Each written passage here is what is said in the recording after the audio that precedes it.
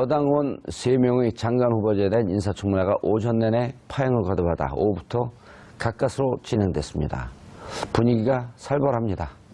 현역 국회의원이 인사청문회를 통과하지 못한 경우는 그동안 단 한 번도 없었는데요. 동료 의원도 안 봐준다. 현역 불패 신화가 이번에 깨지는 걸까요? 전문가 세 분 모시고 말씀 나눠보도록 하겠습니다. 장윤선 오마이뉴스 기자 자리하셨습니다. 네, 안녕하세요. 예. 이지아 변호사님 자리하셨습니다. 네, 안녕하세요. 예. 차재현 교수님 또한 자리하셨습니다. 안녕하세요. 예. 제가 왜 저렇게 점잖게 시작하는지 모르죠? 네. 인사청문회 때에서 열받은 것 때문에 그런 게 아니라 감기가 걸렸어요. 허를 찔렀죠. 아니, 그런 건 아니고, 예. 왜 항상 좀, 아재 개그로 시작을 하시는데, 예. 오늘은 왜 아재 개그를 안 하시냐고 기다리고 있었어요. 그 진실을 잘 모르시죠? 예. 장윤성 기자를 소개하고, 예. 그리고 말을 몇 마디 더 붙여줘야지 카메라 기자들이 다음 카메라 옮겨갈 준비를 해요. 아. 카메라 기자들에 대한 배려. 아, 그렇군요. 예. 카메라 기사님들에 대한. 평소 다르게 행동하거나 말을 할 때는 좀 위험하다 그러던데. 그래요? 네. 죽을 때가 된 거예요? 자, 그런데 인사청문회 보면요. 네. 저는 총론으로 자유한국당 집권할 때 네. 그때 인사청문회 하면서 나왔던 결격 사유와 네. 지금과 아주 기계적으로 균형적으로 비교해야 되는 거 아니에요? 기계적인 균형을 할 예. 수가 없죠. 그러니까 기계적인 균형 원리는 언론업계에서 많이 쓰는 표현인데 예. 기계적 균형을 맞출 수 없고 맞춰서도 안 된다고 생각하는데요. 그러니까 예. 이를테면 박근혜 정부에서 인사참사가 났었던 배경을 살펴보면 그때는 국민들이 도저히 납득할 수 없는 수준의 것들이었어요. 이를테면 뭐 친일의 정도라든가 이를테면 뭐 부정부패의 수위라든가 이런 것들이 도저히 국민들이 용인할 수 없는 수준이었는데 병역도 면제가 아니라 면탈. 뭐 그다음에 뭐 세금 탈루, 뭐 이런 것 조세 포탈, 뭐 이런 등등이 그러니까 국민들이 보기에 진짜 저건 너무한다. 예. 그리고 이제 그 역사관도 굉장히 중요한데 친일 사관 저거 너무 심각하다. 이런 총리 후보자들 너무 많았었잖아요.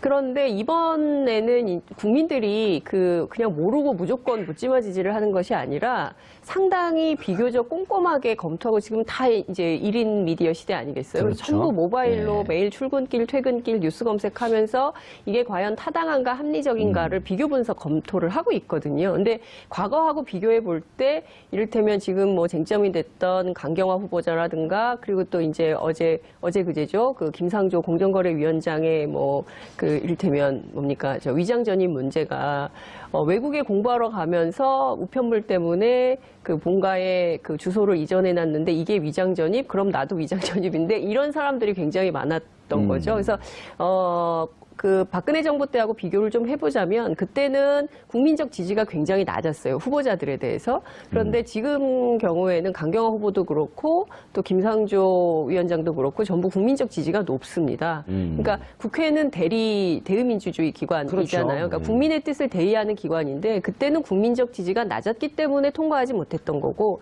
지금은 국민적 지지가 높기 때문에 정치권 내부에서는 정부가 그냥 밀어붙여도 되는 거 아니냐, 국민의 힘을 믿고 예. 이런 얘기도 나오고 있습니다. 근데 추경 때문에 그렇게 밀어붙이기도 좀 곤란한 상황 아니에요? 근데 추경이 걸려있긴 한데 추경도 마찬가지예요. 이게 예. 일자리 예산이거든요. 예. 그러니까 우리 이제 육아 문제 또 경력 단절 여성 특히 이제 청년 실업 문제 그리고 이제 일자리가 너무 나쁜 일자리인데 좋은 일자리를 많이 만들어서 구체적으로 이제 양극화를 해소하고 경제 민주화를 하자는데 반대하는 국민이 어디가 있습니까? 예. 그래서 우리 국민들 모두가 일자리 예산도 찬성하고 있거든요. 결과적으로 보면 자유한국당이 제가 보기에는 스텝이 꼬여도 많이 꼬이고 있다. 이런 말씀을 좀 드리고 싶습니다. 이지아 변호사님, 예. 한때 또 국회의원 될 뻔했던 분 아니에요? 예, 그리고 한때 또 변협이 아니라 민변 회장도 될 뻔했던. 예. 주로 뻔했던. 그런데 지금 장 기자님 저 말씀을 들으면 네. 저런 얘기를 왜 기자가 얘기하죠? 민주당 의원들이 청문회나 이런 데 참여하는 의원들이 해야 되는 거 아니에요? 혹은 민주당에서 당론으로 저런 걸 당에서 공식 입장으로 얘기하면 곤란해도 민주당 의원들이 저런 얘기를 해야 되는 거 아닌가요? 그렇죠. 이제 사실은 이명박 박근혜 정부 때 그때 인사청문회는 한마디로 보면 쓰레기죠. 그게 인사청문회예요? 그러니까 뭐 역사관이라든지 예. 가치관이라든지 그다음에 뭐 이 전문성, 그 부의 전문성을 갖고 있는지 이런 기준에 와버리면 지금 후보들은 거기에 비하면 최소한 뭐 B+ 이상의 학점을 받을 수 A- 있는 좀 올려줘요. 정도인데요. 그렇죠. 비교를 해서 예. 이게 뭐 100% 완벽한 인간은 없으니까요. 성직자를 뽑는 건 아니잖아요. 그렇죠. 그 기준에 비춰봤을 때 비교적 뭐 장관직을 수행하는데 문제가 있는지 없는지를 비교를 했어야 되는데 지금 여당 인사청문위원들은 너무 이렇게 점잖게 자기 관리만 하는 것 같아요. 그러니까요. 거기가 또 문제예요. 제가 보기엔 대통령하고 청와대는 그 장관 또 후보자들은 막 그 어떻게 나라를 새로 세워보려고 길을 쓰고 노력하고 있는 거 아니에요? 그렇죠. 대체적으로 지금 후보자들이 50대 중후반부터 60대까지 포진되어 있는데 기준 자체는 평가의 기준은 그 시대 예컨대 논문을 90년, 2000년 썼다면 그 시절에 학계에서 기본적인 평가 기준에 부합하느냐 그렇지 않느냐 그렇죠. 그 기준을 갖고 해야 되는데 2017년 현재 기준을 갖고 그 논문의 뭐 지금 뭐 표절 문제를 예. 판단하기는 곤란하거든요. 예. 근데 어릴 때부터 뭐 장관 앞으로 되겠다고 생각해서 관리하는 사람은 없을 거라는 거예요. 그러니까요. 아니 그리고 차재현 교수님. 예. 길을 가는데 장관 후보자가 복도를 들어오는데 우측 통행을 하고 있어요.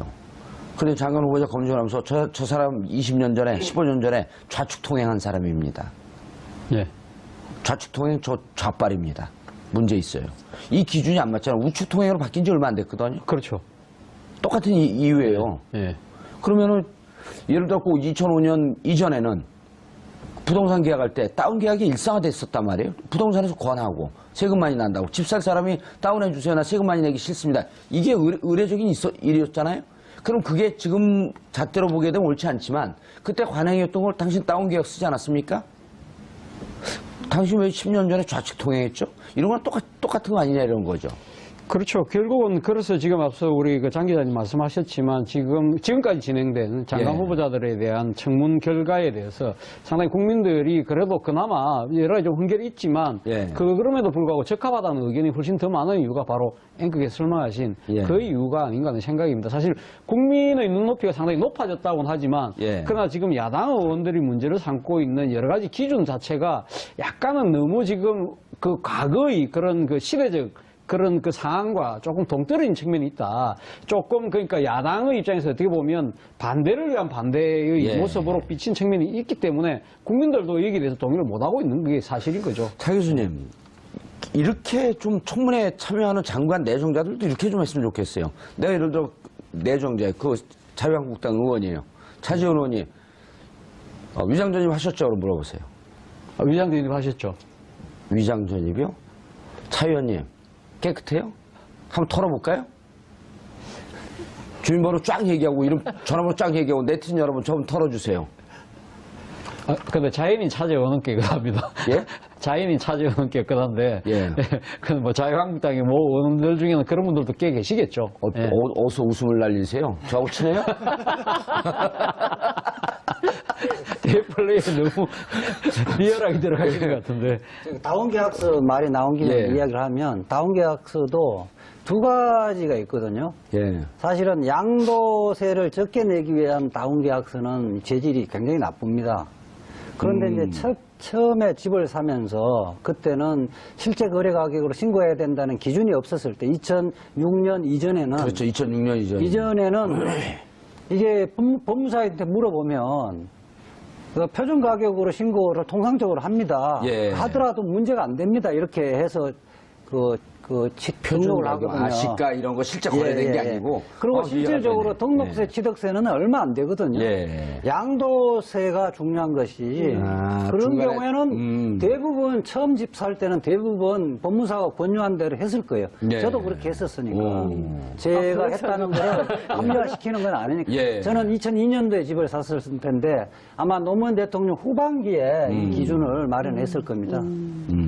아니 그래서 저는 이제 싸움 이 약속. 후보자들 저도 스스로 양심 고백. 양심 고백을 해버렸네. 아니 괜찮아요. 그런 걸 해야 돼요. 왜냐하면 또 그 다운이란 말이 우리가 익숙한 게 우리 여기 그만둔 작가가 또 양다운 아니야. 아니 이게 저는 코미디를 하는 게 이 지금 청문회 보면 코미디 아니에요? 이게 불과 4년 전, 5년 전, 4년 전, 9년 전 이때 청문회 때 보면은요. 정말 지정을 해도 저렇게 지정을 한 그 후보를 무슨 장관을 앉혀놓고 뭐 무슨 위원장을 앉혀놓고 이랬단 말이에요. 국민들이 보면 TV를 안 봐요. 너무 심해갖고. 오늘 정우택 저 자유한국당 원내대표가 그 예. 기자 간담회를 하면서 하는 자료화면을 봤었는데요. 그런 말씀을 하시더라고요. 이렇게 막 임명할 것 같으면 왜 청문회 하라고 했느냐, 뭐 지금 뭐 물어 뜯으라고 던져놓고 뭐 하는 거 아니냐는 그런 말씀을 하시는데 저는 그 생각이 들더라고요. 아, 바로 몇 달 전, 불과 몇 달 전, 우리 기억하시기로 작년 그 가을쯤에 김재순 농림부 장관에 예, 대한 예. 인사청문회 때 상당히 국민적 그 비판 여론이 많이 끌어지 않습니까? 예. 그러면 임명을 강행했던 그때는 진짜 국민적 그 여론이 상당히 낮았었거든요. 예. 그렇게 강행을 했기 때문에 그때 이 그 해임 건의 결의안이 통과가 됐었어요. 예. 그럼에도 불구하고 박근혜 대통령이 전혀 무시하고 갔지 않습니까? 그러니까 그때 당시에 그럼 자유한국당의 의원들은 그때는 전부 다 아무 말도 안 하고 입 다 봉하고 눈 다 가리고 있었거든요. 예. 그러면서 불구하고 불과 몇 달 전에 그 일이 있었는데도 불구하고 그때는 아무 말도 안 하고 계시다가 왜 이제 와서 이렇게 그 말씀을 목소리 톤을 높이는 건 뭐 야당 의원으로서 충분히 그렇게 할 수는 있다고 하지만 그러나 똑같은 사안 오히려 더 상당히 더 그 국민적 그 비판율이 훨씬 더 높았던 사안에 대해서는 그렇게 침묵했던 이유에 대해서 한 번쯤은 자기 반성을 먼저 하고 예. 이야기를 했다면 좀 더 설득력이 있지 않았나 하는 생각이 들더라고요. 자기 반성을 할 정당으로 기대가 되세요? 그러니까 지지율이 낮은 이유가 거기에 예. 있는 거죠. 그러니까 지금 예. 지지율은 나와요? 지지율은 몇 프로 나오죠. 나와요? 지지율 한 자리 뭐 숫자로 한 자리 지금 숫자로 나오고. 나오죠. 8%? 그러니까 많이 나오는 데는 한 14%까지는 나오는데 예. 그 적게 나오는 데는 뭐 7, 6 이렇게까지 떨어지고 있죠. 오늘 우리 방송 안 할 각오하고 한번 자유한국당 씹을까요? 한번 물어 뜯어봐. 근데 이 이제 자유한국당 파이터의 금성을 모셔하면 어떻게 들어요? 저는 이제 두 가지 측면을 좀 보고 싶은데 우선 그 여당 의원들이 말씀 주신 대로 그러니까 뭐 이를테면은 이제 과거에 당신들이 어땠느냐 뭐 이런 거를 공격하는 것도 이제 중요하고 뭐 그렇지만 이제 문재인 정부는 5대 그 조건에 대해서는 반드시 지켜나가겠다는 원칙을 세웠기 때문에 그걸 가지고 또 이제 물고 늘어지는 거죠. 물어뜯는 예. 경향이 있는 거거든요. 근데 이제 그것도 이런 거예요. 그러니까 치킨 한 조각, 빵 한 조각의 비유 뭐 이런 것을 그 청와대에서 비유를 한 바 있는데 이게 다 사연이 다르다는 거죠. 예. 그러니까 이제 국민들이 이해할 수 있는 수준이냐 아니냐, 이거는 익스큐즈가 되는 거냐 안 되는 거냐 이게 굉장히 중요한데 오히려 청문회를 거치면서 강경화 후보라든가 김상조 위원장 같은 경우에는 클리어해진 측면이 굉장히 많거든요. 그렇죠. 예, 그러니까 오히려 아이고, 국민들의 그럴만하네. 국민들의 공감을 많이 샀고. 그렇습니다. 예, 그럴 수 있다. 그리고 특히 이제 강경화 후보자 같은 경우에는 이제 친정부모 부양 문제와 관련해서 인기 폭발까지 된 거 아니겠어요? 여성분들에게. 그럼요. 네. 그러니까 저는 큰 틀에서 보면 국민적 지지를 받고 있는 그 수준이라면 그것은 내각으로 임명해도 큰 문제 없는 거 아니냐. 청와대가 밀어붙여서 통과시켜야 된다. 그리고 또 예. 지금 한미 정상회담 앞두고 있기 때문에 외교부 장관 인선은 굉장히 중요한 문제거든요. 예. 이재하 변호사님. 예. 이게 이제 국민들 지지가 있으니까 일방적으로 강행한다라고 하는 것도 어찌 보면 오만한 태도이긴 하지만 청와대가 이쯤 되면 상당히 그 공을 들이고 노력을 했다 이렇게 평가할 수 있는 거 아닌가요? 그렇죠. 그러니까 5대 인사 기준이라는 것은 우리가 이제 형식적 법치주의와 실질적 법치주의를 이야기를 하잖아요. 변호사였었군요. 예, 그러니까 5대 기준도 어쨌든 위장 전입, 예. 위장 전입 자체가 문제가 아니라 위장 전입의 내용이 중요한 거잖아요. 부동산 투기를 목적으로 했다든지 자녀 그렇죠. 학교를 위해서 했다든지 예. 하면은 도덕적으로 좀 문제가 있는 거죠. 그래 더군다나 이제 우리 그 부동산 투기를 위해서 위장 전입하는 것 이게 대표적인 거죠. 그런데 그런데 위장 지금, 전입을 불가피한 그 사정으로 하는 경우에는 우리가 도덕적으로 비난하기는 좀 어려운 그 사유도 많거든요. 그렇게 봤을 때 특히 강경화 후보 같은 경우는 국민의당까지 뭐 낙마를 반드시 낙마시켜야 된다고 보고 있는데 예.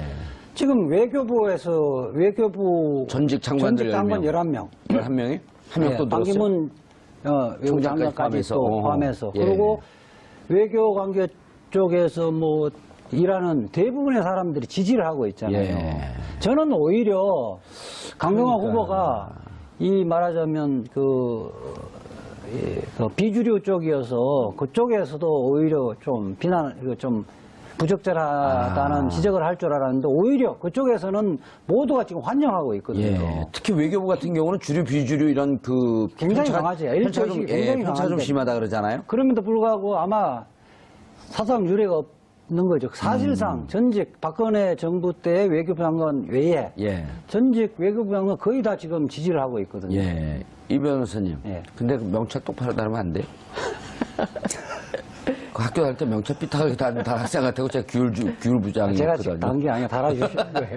근데 저는 이제 강경화 예. 후보자 같은 경우는 왜 이렇게 반대를 하느냐. 왜 그렇게 반대해요? 진짜 예, 그러니까 내심을 모르겠어. 예, 제가 너무 궁금해가지고 오늘 취재를 좀 해가지고 나왔는데요. 자유한국당이요? 예, 자유한국당의 경우에는 실제로 이분이 그러니까 여성 인권에 대한 관심이 굉장히 많고 특히 예. 이제 그 위안부 문제에 문제. 대해서 이제 적극적이고 그리고 구체적인 해결을 위해서 나설 가능성이 높은 거죠. 그리고 특히 이제 그 지난 그 한일 위안부 협상에 대해서는 누가 보더라도 이것은 잘못된 협정이라고 주장을 하고 있기 때문에 의아해했다 이렇게 얘기했잖아요. 그렇죠. 그리고 그리고 청문회 현장에서 이제 그 발언을 했기 때문에 이것은 재협상의 여지가 열리는 것이고 일본 측과 재협상을 해서 이것이 사실상 무의로 돌아갔을 때 박근혜 정부의 외교 참사, 외교 실패가 결국에는 자유한국당의 문제로 돌아올 수 있다는 것이죠. 그러니까 결과적으로는 자유한국당 입장에서는 지지율도 낮죠. 그리고 박근혜 정부 전체에 있었던 어떤 정책적인 실패가 진행됐을 경우에 이걸 가지고 이제 내년에 있는 지방선거 그리고 또 3년 뒤에 있을 총선 그다음에 이 당의 명운을 결정해야 되는 문제. 그러니까 이를테면 보수적 노선이 전부 다 흔들리기 보수의 때문에 괴멸. 그렇죠. 그 문제 때문에 강경화 카드는 도저히 받아들일 수가 없는 이런 상황이라는 얘기를 제가 들었어요. 제가 봤을 때는 그러니까 자유한국당이 그런 측면도 분명히 있습니다. 분명히 있지만 자유한국당이 지금 처해 있는 상황 자체도 지금 녹록치 않다는 겁니다. 예. 왜냐하면 과거 양당 체제라고 한다면 여당 있고 야당 한 당만 있으면 관계없는데 지금은 또 다당제 구조다 보니까 그렇죠. 그렇기 때문에 야당끼리도 경쟁을 해야 되는 상황이에요. 물론 107석이라고 해서 야당 내 대표의 자리는 있지만 자신들 입장에서는 선명성 경쟁을 해서 벌려서 뭔가 야당의 대표라는 입장을 보여줘야 되는 측면이 분명히 있는 것이죠. 그리고 또 하나는 뭐냐면 지금 7월 3일날 전당대회 합니다. 예. 전당대회를 하기 때문에 당내 어느 계파들 사이에서도 온건한 목소리를 낼 수가 없는 거예요.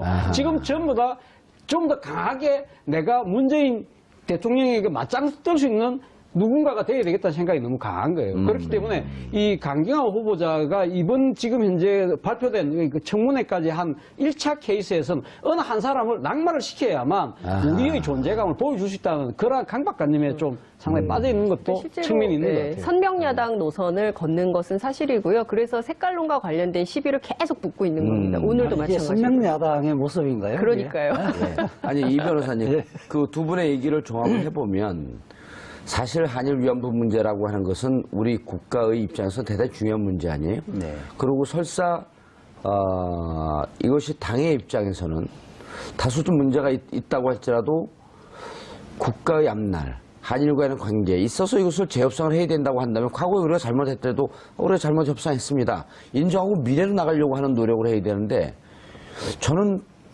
그것도 그거지만 그 친일의 후손들이 많기 때문에 자기 아버지 할아버지 세대 때 친하게 지냈던 일본을 공격하는 강경화 장관 이런 게 싫은 거 아닐까요?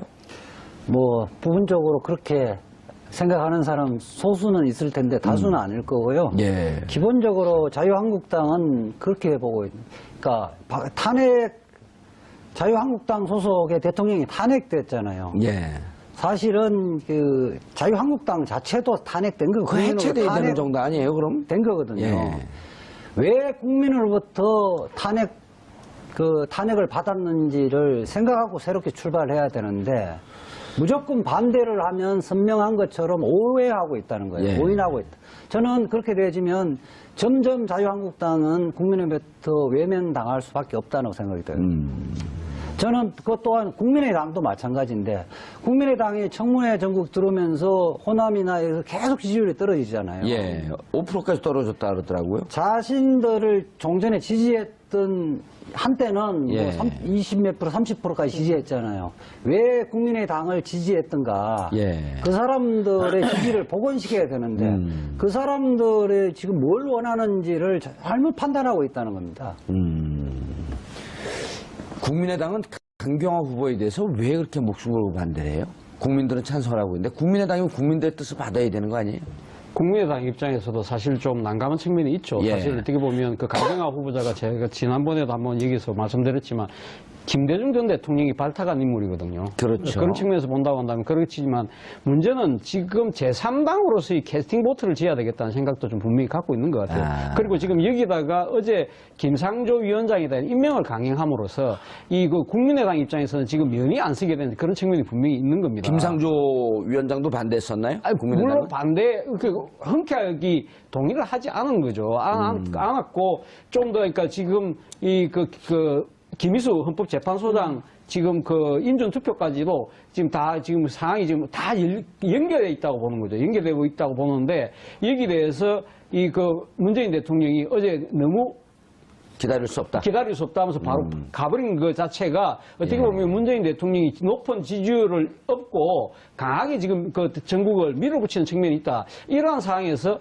제3당의 위치뿐만 아니라 국민의당이 야당으로서 존재할 공간조차도 협소해지는 거 아니냐는 두려움을 갖고 있는 것이죠. 그러다 보니까 예. 강경화 후보자에 대해서는 좀 더 강경해질 수밖에 없는 그런 상황으로 강경화 후보에 대해 내몰리고 있는 것이 아닌가 싶습니다. 그런데 국민의당에서 예.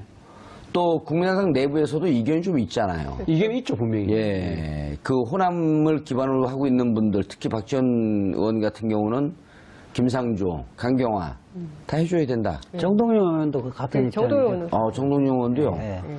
그럼 그분들이 당연히 원로인데 원로도 무시하는 뭐 그런 정당인가요? 예, 예. 지금 보니까 예. 강경화 후보가 국민의당을 분열의 그 소재가 된 것 같아요. 아하. 호남을 기반으로 하는 중진 의원들은 대체적으로 강경화 그 후보에 대해서 박주선 비대위원장. 동의를 해줘야 된다고 생각을 하고 박주선은 어때요? 있고, 박주선은 이제 좀 반대를 하고 있고요. 왜냐면 당의 입장을 따라줘야 그다음에 되니까. 이태규 의원 등 해서 이른바 안철수계의 비례대표 그 의원들이 강력하게 반대하고 있고, 이분들이 이제 그 청문위원으로 몇 분 들어가 있죠. 그런데 대체적으로 중진 의원들, 호남을 기본하는 중진 의원들은 찬성을 하고 있는데, 그러면서 사실상 전체적으로 보면 부분적으로 다르지만 안철수계 의원과 종전에 민주당의 뿌리를 두고 있는 의원들 간의 분화가 생기는 것 같아요. 그거 참 좋은 거네요. 네. 왜냐면 당은 분열과 화합 이런 그 정반합의 과정을 거치면서 당이 강화되는 거 아니에요? 국민의당 입장에서는 좋은 거 아니에요? 그 다음에 이제 그 초선 비례대표 의원들 보면 예. 아주 시각 자체가 근시안적이에요. 이 자체에서 위법한 거 아니냐. 위법한 게 숫자적으로 보니까 뭐 2개다, 3개다 이러니까 이것은 기준이 아니다고 하는데, 중진 의원들은 큰 틀에서 보는 시각이 좀 열려 있는 거죠.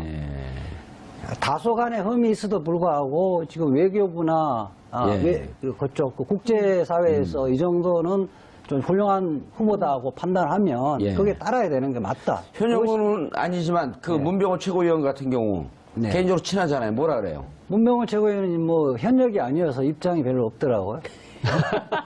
파동만 두고 있어요, 둘이 그냥? 그 사적 경력을 방송에서 이야기해서. 박수는 게 나쁜 건 아니잖아요. 고스톱을 친 것도 아닌데. 물어보는데 제가 이제 코치를 좀 하죠. 문병호 의원이 컨텐츠가 없다는 얘기예요? 아니요, 훌륭하죠. 예, 알겠습니다. 그런데 국민의당 관련해서 한번 예. 제가 좀 더 말씀드리면 22일 날 지금 국회 본회의가 지금 예정돼 22일. 예. 그때 물론 지금 뭐 이거 김희수 헌법재판소장에 대한 인사청문 경과 보고서가 이 채택에 대해서 넘어올지 안 넘어올지는 모르겠습니다만 일단은 해야 될 거 아니에요. 표결할 가능성이 상당히 높아 있던 형국이었죠. 그런데 어제 문재인 대통령이 임명을 강행했습니다. 그 김상조 위원장에 대해서 함으로써 그 22일 정도까지만 지켜봐줘서도, 그러니까 지금 문제는 문재인 대통령이 이렇게 강행을 함으로써 일단 그 사실 어떻게 보면 그 국민의당 입장에서 김희수 헌법재판소장에 대해서는 손을 들어줄 가능성이 상당히 높았거든요. 그런 상황에서 지금 여기서 지금 어떻게 보면 김희수 헌법재판소장에 대해서 선뜻 동의에 나설 수 없는 상황으로 내몰리게 됐다는 것이 국민의당 생각인 거죠. 왜냐하면 이런 식으로 아하. 가면 이 김상조 위원장에 대해서 강행을 했는데 그럼 다시 또 김희수 헌법재판소장 후보자 있었는데 그때 무기명 표결을 하지 않습니까? 예. 그때 거기서도 가면 손을 들어주게 된다면 국민의당 입장에서는 완전히 여지가 없어진다는 거죠. 야당으로서 여지가 상당히 없을 가능성이 높다. 무기명 투표인데 누가 손을 들어준지 모르잖아요. 아니 근데 어차피 지금 원내에서 분포로 보면 예. 민주당은 120석이니까 어차피 출석 가반수에 또 가반수 동의를 받으려고 한다면 어떤 식으로 국민의당이 동참을 해줘야 될 수밖에 없는 상황이라고 한다면 그러면 아하, 국민의당 그 입장에서는 전략도 중요하네요. 22일까지 이거 투표 끝나고 나서 하더라도 되는데 왜 이렇게 미리 강행을 하셨느냐에 왜 그런 대한 것 같아요? 예? 왜 그런 것 같아요? 문재인 대통령 입장에서는 상당히 상황이 엄중하다 생각을 하는 거죠. 그리고 문재인 대통령 입장의 생각에서는 이런 식으로 가글식의 그런 정치적인 계산에 의해서 이렇게 하지 뭐 않겠다. 이런 시간을 제고하는 것보다는 나는 내 원칙대로 가겠다는 생각이 아주 강하신 것 같아요. 저도 그 부분은 문재인 대통령이 잘하신 것 같고요. 그 김일수 그 후보 그 인준 예. 동의안이 뭐 본회 의결되면 저는 통과될 거로 봅니다. 국민의당이 지금 뭐 저 강경화 후보를 그 낙마시키지 않으면 그 동의 안 해주겠다고 하는데 김일수 후보 같은 경우는 진보 진영이나 호남 진영의 절대적 지지를 받고 있고요. 호남뿐이는 아니잖아요. 고창이죠. 그래요? 강주로 고창, 순창. 광주 종합 광주 제일 고등학교 나왔는데 광주 일고를 나왔는데 오호. 뭐 지금 헌법재판소에서는 유일하게 예. 진보의 목소리를 내고 있었는데 그렇죠. 5.18 단체에서도 사실상 다 지지를 했잖아요. 만약에 여기에 그 부결되지면 이게 정치적 심판은 국민의당이 다 받게 되고요. 그렇게 되면 알겠습니다. 공동분해된다고 저는 봅니다. 알겠습니다. 그러면 예. 22일까지 강경화 외무부 장관의 후보자에 대해서 강행을 할까요, 안 할까요? 22일까지. 그 전에 저는 그 승부수를 낼 가능성이 있다고 봅니다. 왜냐하면 이달 말에 한미 정상회담이 예정이 되어 있지 않습니까? 그때는 바로 지금 합류해갖고 예. TF팀을 짜야 될 거 아니에요? 해야 될 일이 너무나 많은 것이죠. 그리고 사실은 이게 이제 원래 엠바고가 걸려 있었던 건데 백악관이 먼저 엠바고를 깨고 보도를 하는 바람에 어제 밤중에 이제 청와대 기자단이 난리가 나기도 했었는데 어찌됐든 이게 예정되어 있는 일정을 맞추려면 한국의 외교수장이 없는 가운데서 정상회담을 한다? 이게 대통령 입장에서도 굉장히 부담이 되는 엠바고 일이죠. 깬 내용이 뭐예요? 아니, 그러니까 이제 한미 정상회담 한다는 날짜. 날짜를 이제 공개를 먼저 해버린 거예요. 백악관에서 릴리즈를 며칠입니까? 해버려서. 그 오늘 보도가 다 29일하고 29, 30 29, 이틀. 30. 예, 그래서 예. 북핵 문제까지 다 의제도 다 이제 그러니까 의제도 다 릴리스를 했는데 어찌됐든 중요한 것은 그 여야 협치를 한다고 해놓고 이 협치를 파기하는 거냐, 야당을 무시하는 거냐. 뭐 이런 국내 정치의 주의 주장에 빠져 있기에는 문재인 대통령에겐 시간이 너무 없다는 것이죠. 지금 북핵 문제도 그렇죠. 동북아 정세 풀어야 되죠. 한일 관계도 마찬가지죠. 그리고 지금 FTA 재협상 관련해서 미국 측의 요구도 있는 것이죠.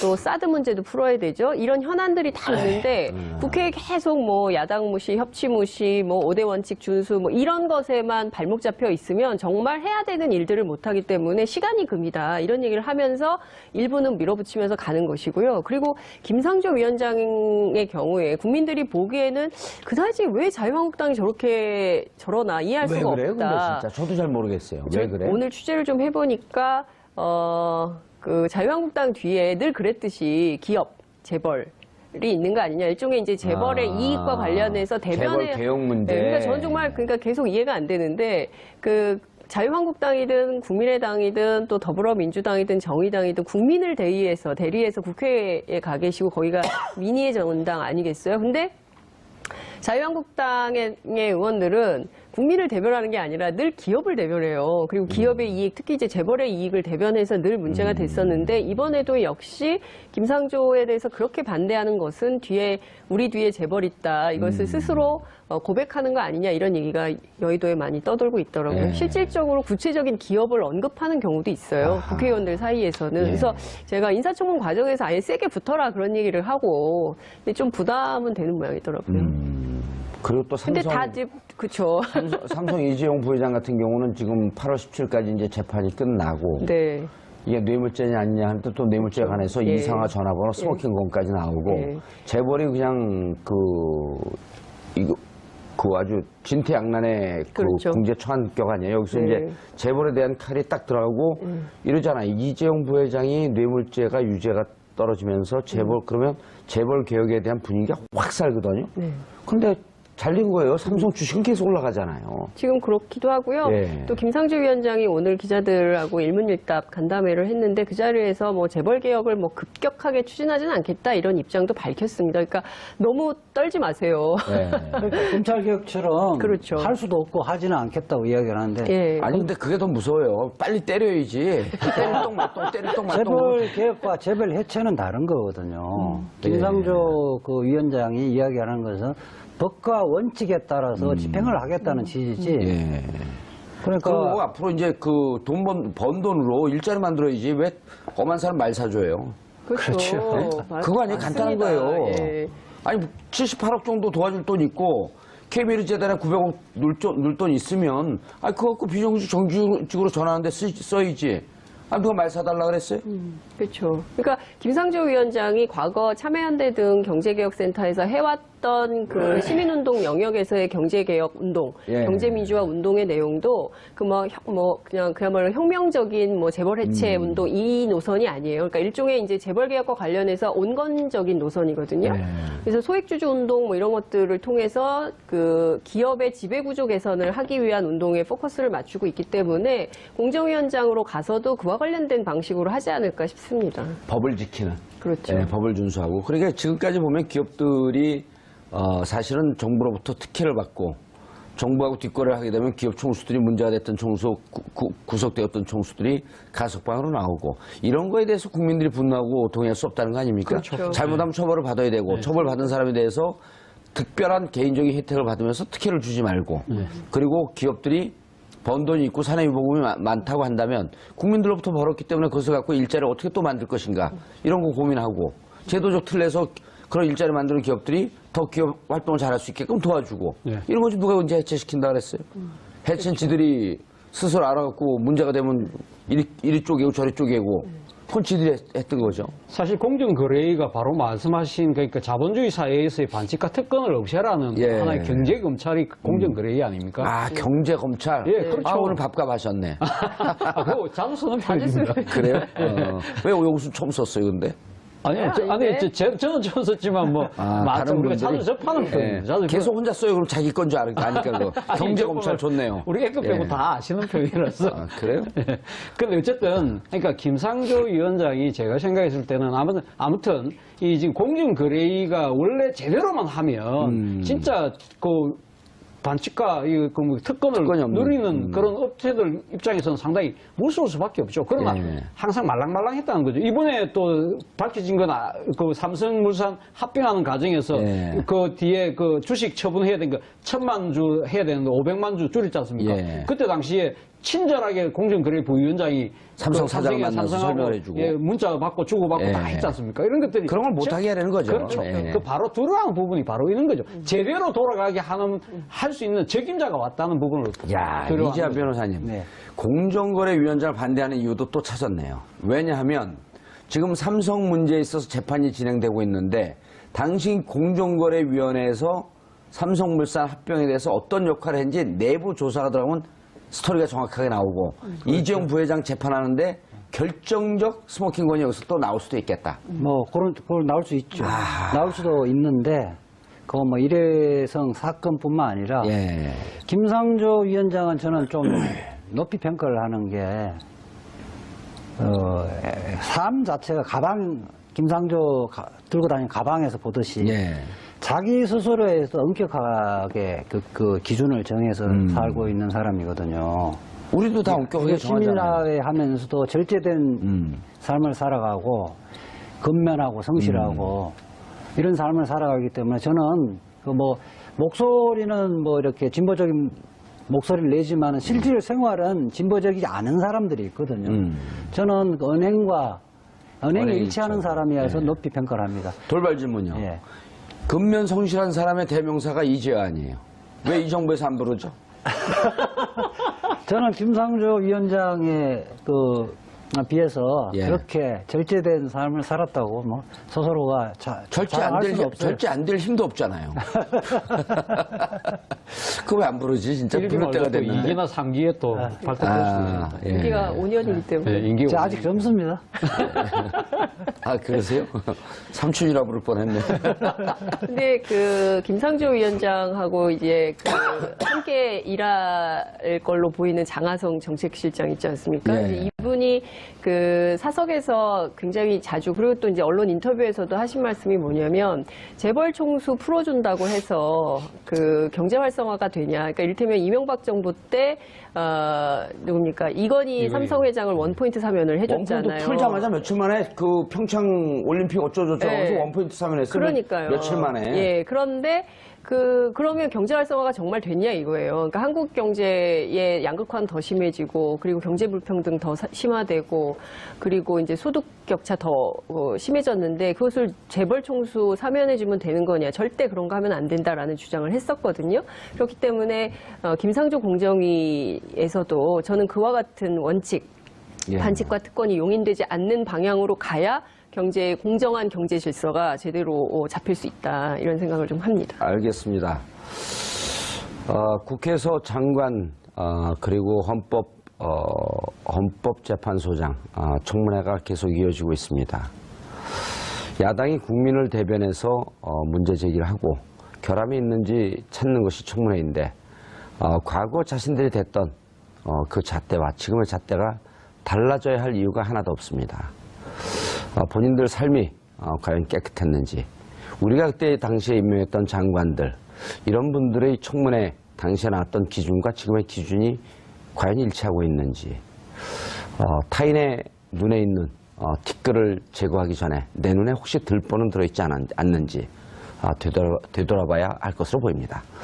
그 박근혜 정부 때하고 비교를 좀 해보자면 그때는 국민적 지지가 굉장히 낮았어요. 후보자들에 대해서. 그런데 지금 경우에는 강경화 후보도 그렇고 또 김상조 위원장도 그렇고 전부 국민적 지지가 높습니다. 그러니까 국회는 대의민주주의 기관이잖아요. 그렇죠. 그러니까 국민의 뜻을 대의하는 기관인데 그때는 국민적 지지가 낮았기 때문에 통과하지 못했던 거고, 지금은 국민적 지지가 높기 때문에 정치권 내부에서는 정부가 그냥 밀어붙여도 되는 거 아니냐, 국민의 힘을 믿고, 예. 이런 얘기도 나오고 있습니다. 근데 추경 때문에 그렇게 밀어붙이기도 좀 곤란한 상황 아니에요? 근데 추경이 걸려있긴 한데 추경도 마찬가지예요. 이게 예. 일자리 예산이거든요. 예. 그러니까 우리 이제 육아 문제, 또 경력 단절 여성, 특히 이제 청년 실업 문제, 그리고 이제 막 그 일자리가 너무 나쁜 일자리인데 좋은 일자리를 많이 만들어서 구체적으로 이제 양극화를 해소하고 경제 민주화를 하자는데 반대하는 국민이 어디가 있습니까? 예. 그래서 우리 국민들 모두가 일자리 예산도 찬성하고 있거든요. 결과적으로 보면 자유한국당이 제가 보기에는 스텝이 꼬여도 많이 꼬이고 있다, 이런 말씀을 좀 드리고 싶습니다. 이재하 변호사님, 예. 한때 또 국회의원 될 뻔했던 분 아니에요? 예, 그리고 한때 또 변협이 아니라 민변 회장도 될 뻔했던. 예, 예. 주로 뻔했던. 그런데 지금 장 기자님 저 말씀을 들으면 네. 저런 얘기를 왜 기자가 얘기하죠? 민주당 의원들이 청문회나 이런 데 참여하는 의원들이 해야 되는 거 아니에요? 혹은 민주당에서 당론으로 저런 걸 당에서 공식 입장으로 얘기하면 곤란해도 민주당 의원들이 저런 얘기를 해야 되는 거 아닌가요? 그렇죠. 이제 사실은 이명박 박근혜 정부 때 그때 인사청문회는 한마디로 보면 쓰레기죠. 그게 인사청문회예요? 그러니까 뭐 역사관이라든지 예. 가치관이라든지 그다음에 뭐 이 전문성, 그 부의 전문성을 갖고 있는지 이런 기준에 와버리면 지금 후보들은 거기에 비하면 최소한 뭐 B+ 이상의 학점을 받을 수 A- 있는 좀 올려줘요. 정도인데요. 그렇죠. 비교를 해서 예. 이게 뭐 100% 완벽한 인간은 없으니까요. 성직자를 뽑는 건 아니잖아요. 그렇죠. 그 기준에 비춰봤어도 비교적 장관직을 수행하는데 문제가 있는지 없는지를 비교를 했어야 되는데 지금 여당 인사청문위원들은 너무 이렇게 점잖게 자기 관리만 하는 것 같아요. 그러니까요. 거기가 또 문제예요. 제가 보기엔 대통령하고 청와대는 그 장관 또 후보자들은 막 그 어떻게 나라를 새로 세워보려고 길을 쓰고 노력하고 있는 거 아니에요? 그렇죠. 대체적으로 지금 후보자들이 50대 중후반부터 60대까지 포진돼 있는데 기준 자체는, 평가의 기준은 그 시대, 예컨대 논문을 90년, 2000년 썼다면 그 시절에 학계에서 기본적인 평가 기준에 부합하느냐, 그렇지 않느냐. 그렇죠. 그 기준을 갖고 해야 되는데 2017년 현재 기준을 갖고 그 논문의 뭐 지금 뭐 표절 문제를 예. 판단하기. 여당 의원 3명의 장관 후보자에 대한 인사청문회가 오전 내내 파행을 거듭하다 오후부터 가까스로 진행됐습니다. 분위기가 살벌합니다. 현역 국회의원이 인사청문회를 통과하지 못한 경우는 그동안 단 한 번도 없었는데요. 동료 의원도 안 봐준다. 현역 불패 신화가 이번에 깨지는 걸까요? 전문가 세 분 모시고 말씀 나눠보도록 하겠습니다. 장윤선 오마이뉴스 기자 자리하셨습니다. 네, 안녕하세요. 예. 이지아 변호사님 자리하셨습니다. 네, 안녕하세요. 예. 차재현 교수님 또한 자리하셨습니다. 안녕하세요. 예. 제가 왜 저렇게 점잖게 시작하는지 모르죠? 네. 인사청문회 때에서 열받은 것 때문에 그런 게 아니라 감기가 걸렸어요. 허를 찔렀죠. 아니 그런 건 아니고 예. 왜 항상 좀 그 아재 개그로 시작을 하시는데 예. 오늘은 왜 아재 개그를 안 하시냐고 기다리고 있었어요. 그 진실을 잘 모르시죠? 예. 장윤성 기자를 소개하고 예. 그리고 말을 몇 마디 더 붙여줘야지 카메라 기자들이 다음 카메라 옮겨갈 준비를 해요. 아, 카메라 기자들에 대한 배려, 그렇군요. 예. 카메라 평소와 기사님들에 대한. 다르게 행동하거나 말을 할 때는 좀 위험하다 그러던데. 그래요? 죽을 때가 된 거예요? 자, 그런데 인사청문회 보면요. 네. 저는 총론으로 자유한국당 집권할 때 네. 그때 인사청문회 하면서 나왔던 결격 사유와 네. 지금과 아주 기계적으로 균형적으로 비교해야 되는 거 아니에요? 기계적인 균형을 할 예. 수가 없죠. 그러니까 기계적인 균형 원리는 언론업계에서 많이 쓰는 표현인데 예. 기계적 균형을 맞출 수 없고 맞춰서도 안 된다고 생각하는데요. 그러니까 예. 이를테면 박근혜 정부에서 인사참사가 났었던 배경을 살펴보면 그때는 국민들이 도저히 그 납득할 수 없는 수준의 것들이었어요. 이를테면 뭐 친일의 정도라든가 이를테면 뭐 부정부패의 수위라든가 이런 것들이 도저히 국민들이 용인할 수 없는 수준이었는데 병역도 면제가 아니라 면탈. 뭐 그다음에 뭐 세금 탈루 뭐 이런 것 조세 포탈 뭐 이런 등등이 그러니까 국민들이 보기에 진짜 저건 너무한다. 예. 그리고 이제 그 역사관도 굉장히 중요한데 친일 사관 저거 너무 심각하다. 이런 총리 후보자들 너무 많았었잖아요. 그런데 이번에는 국민들이 그냥 모르고 무조건 묻지마 지지를 하는 것이 아니라 상당히 비교적 꼼꼼하게 검토하고 지금 다 이제 1인 미디어 시대 아니겠어요? 그렇죠. 전부 모바일로 네. 매일 출근길, 퇴근길 뉴스 검색하면서 이게 과연 타당한가 합리적인가를 비교 분석 검토를 하고 있거든요. 근데 과거하고 비교해 볼 때 이를테면 지금 뭐 쟁점이 됐던 강경화 후보자라든가 그리고 또 이제 어제 그제죠. 그 김상조 공정거래위원장의 뭐 그 이를테면 뭡니까? 저 위장 전입 문제가 외국에 공부하러 가면서 우편물 때문에 그 본가에 그 주소를 이전해 놨는데 이게 위장 전입? 그럼 나도 위장 전입인데 이런 사람들이 굉장히 많았던 거죠. 그래서 곤란하거든요. 예. 어릴 때부터 뭐 장관 앞으로 되겠다고 생각해서 관리하는 사람은 없을 거라는 거예요. 그러니까요. 아니, 그리고 차재현 교수님. 예. 길을 가는데 장관 후보자가 복도를 들어오는데 우측 통행을 하고 있어요. 근데 장관 후보자 검증하면서 저 사람 20년 전에, 15년 전에 좌측 통행한 사람입니다. 예. 좌측 통행 저 좌발입니다. 문제 있어요. 이 기준이 안 맞잖아요. 우측 통행으로 바뀐 지 얼마 안 됐거든요. 그렇죠. 똑같은 이유예요. 예. 그러면은 예를 들어 2005년 이전에는 부동산 계약할 때 다운 계약이 일상화됐었단 말이에요. 부동산에서 권하고 세금 많이 난다고 집 살 사람이 다운해 주세요. 나 세금 많이 내기 싫습니다. 이게 의례적인 일이었잖아요. 그럼 그게 지금 잣대로 보게 되면 옳지 않지만 그때 관행이었던 걸 당신 다운 계약 쓰지 않았습니까? 당신 왜 10년 전에 좌측 통행했죠? 이런 건 똑같은 거 아니냐 이런 거죠. 그렇죠. 결국은 그래서 지금 앞서 우리 그 장 기자님 말씀하셨지만 지금까지 진행된 장관 예. 후보자들에 대한 청문 결과에 대해서 상당히 국민들이 그래도 그나마 여러 가지 좀 훈결이 있지만 예. 그럼에도 불구하고 적합하다는 의견이 훨씬 더 많은 이유가 바로 앵커께서 설명하신 예. 그 이유가 아닌가 하는 생각입니다. 사실 국민의 눈높이가 상당히 높아졌다고는 하지만 예. 그러나 지금 야당 의원들이 문제를 삼고 있는 여러 가지 기준 자체가 약간은 너무 지금 그 과거의 그런 그 시대적 그런 그 상황과 조금 동떨어진 측면이 있다. 조금 그러니까 야당의 입장에서 어떻게 보면 반대를 위한 반대의 예. 모습으로 비친 측면이 있기 때문에 국민들도 여기에 대해서 동의를 못하고 있는 게 사실인 거죠. 차 교수님, 이렇게 좀 청문회에 참여하는 장관 내정자들도 이렇게 좀 했으면 좋겠어요. 내가 예를 들어 내정자, 그 자유한국당 의원이에요. 차지원 의원이 위장 전입 하셨죠? 물어보세요.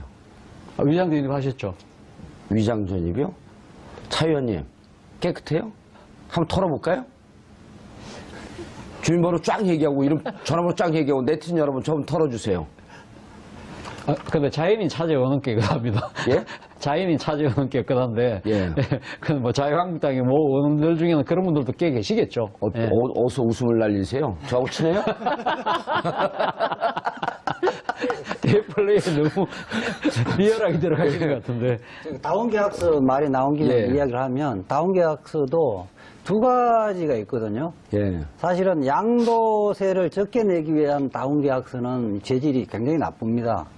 그런데 이제 처음에 집을 사면서 그때는 실제 거래 가격으로 신고해야 된다는 기준이 없었을 때 2006년 이전에는 그렇죠. 2006년 이전에는 이게 법무사한테 물어보면 그 표준 가격으로 신고를 통상적으로 합니다. 예. 하더라도 문제가 안 됩니다. 이렇게 해서 등록을 하거든요. 시가 이런 거 실제 거래된 게 아니고. 그리고 실질적으로 이해가 되네. 등록세, 취득세는 얼마 안 되거든요. 예. 양도세가 중요한 것이 그런 중간에, 경우에는 대부분 처음 집 살 때는 대부분 법무사가 권유한 대로 했을 거예요. 예. 저도 그렇게 했었으니까. 제가 했다는 거를 합리화시키는 건 아니니까. 예. 저는 2002년도에 집을 샀을 텐데 아마 노무현 대통령 후반기에 이 기준을 마련했을 겁니다. 아니 그래서 저는 이제 뭐 이 다운계약서. 후보자들 저도 스스로 양심 고백. 양심 고백을 해버렸네. 아니 괜찮아요. 그런 걸 해야 돼요. 왜냐하면 또 그 다운이란 말이 우리가 익숙한 게 우리 여기 그만둔 작가가 또 양다운 아니야. 아니 이게 저는 코미디를 하는 게 이 지금 청문회 보면 코미디 아니에요? 이게 불과 4년 전, 5년 전, 4년 전, 9년 전 이때 청문회 때 보면은요. 정말 지정을 해도 저렇게 지정을 한 그 후보를 무슨 장관을 앉혀놓고 뭐 무슨 위원장을 앉혀놓고 이랬단 말이에요. 국민들이 보면 TV를 안 봐요. 너무 심해갖고. 오늘 정우택 자유한국당 원내대표가 예. 기자 간담회를 하면서 하는 자료화면을 봤었는데요. 그런 말씀을 하시더라고요.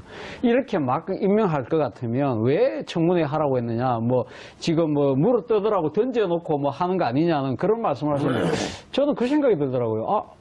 바로 몇 달 전, 불과 몇 달 전, 우리 기억하시기로 작년 그 가을쯤에 김재수 농림부 장관에 예. 대한 인사청문회 때 상당히 국민적 그 비판 여론이 많이 끌었지 않습니까? 예. 그러면서 임명을 강행했던 그때는 진짜 국민적 그 여론이 상당히 낮았었거든요. 예. 그렇게 강행을 했기 때문에 그때 그 해임 건의 결의안이 통과가 됐었어요. 예. 그럼에도 불구하고 박근혜 대통령이 전혀 무시하고 갔지 않습니까?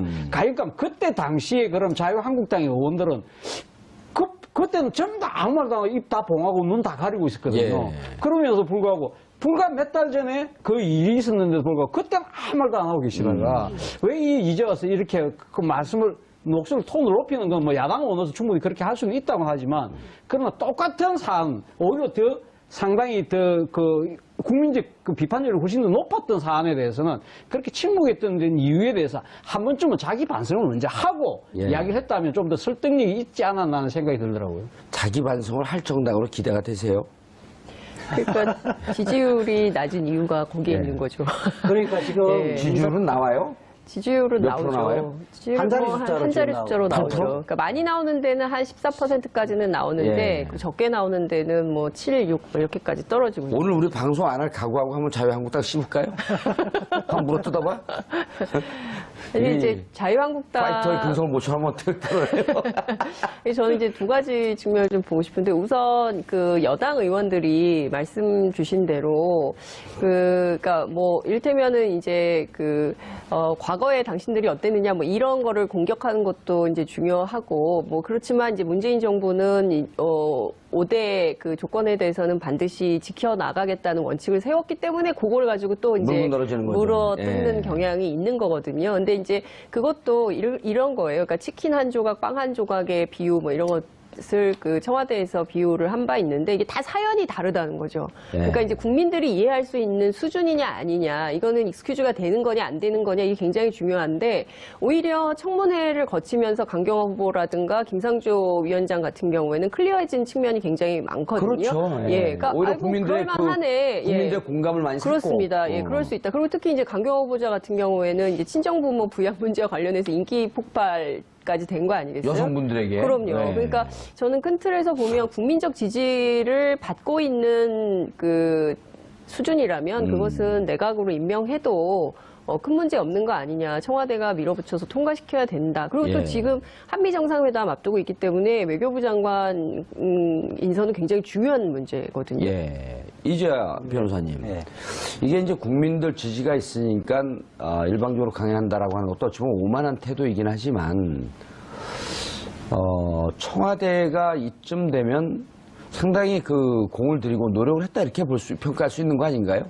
그렇죠. 그러니까 5대 인사 기준이라는 것은 우리가 이제 형식적 법치주의와 실질적 법치주의를 이야기를 하잖아요. 변호사였었군요. 예, 그러니까 5대 기준도 어쨌든 이제 뭐 위장 전입, 예. 위장 전입 자체가 문제가 아니라 위장 전입의 내용이 중요한 거잖아요. 부동산 투기를 목적으로 했다든지 자녀 그렇죠. 학교를 위해서 했다든지 예. 하면은 도덕적으로 좀 문제가 있는 거죠. 그래 더군다나 이제 우리 그 부동산 투기를 위해서 위장 전입하는 것 이게 대표적인 거죠. 그런데 그런데 위장 지금, 전입을 예. 불가피한 그 사정으로 하는 경우에는 우리가 도덕적으로 비난하기엔 좀 어려운 예. 그 사유도 많거든요.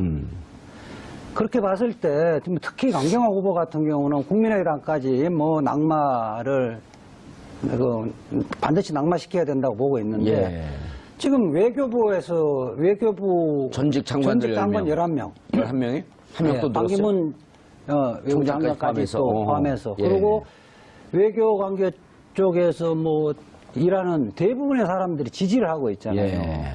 저는 오히려 강경화 그러니까. 후보가 이 말하자면 그 비주류 쪽이어서 그쪽에서도 오히려 좀 좀 부적절하다는 지적을 할 줄 알았는데 오히려 그쪽에서는 모두가 지금 환영하고 있거든요. 예. 특히 외교부 같은 경우는 주류 비주류 이런 그 굉장히 강하죠. 편차 좀, 굉장히 편차 좀 강한데. 심하다 그러잖아요. 그럼에도 불구하고 아마 사상 유례가 없는 거죠. 사실상 전직 박근혜 정부 때 외교부 장관 외에 예. 전직 외교부 장관 거의 다 지금 지지를 하고 있거든요. 예. 이 변호사님. 예. 근데 그 명찰 똑바로 다르면 안 돼요? 그 학교 다닐 때 명찰 삐딱하게 다니는 학생 같아고 제가 제가 규율부장이었거든요. 지금 단계 아니라 달아주시는 거예요. 근데 저는 이제 강경화 예. 후보자 같은 경우는 왜 이렇게 반대를 하느냐. 왜 그렇게 안 돼요? 진짜 예, 그러니까 내심을 모르겠어. 예, 제가 너무 궁금해가지고 오늘 취재를 좀 해가지고 나왔는데요. 자유한국당이요? 예, 자유한국당의 경우에는 실제로 이분이 그러니까 여성 인권에 대한 관심이 굉장히 많고 특히 예. 이제 그 위안부 문제에 문제. 대해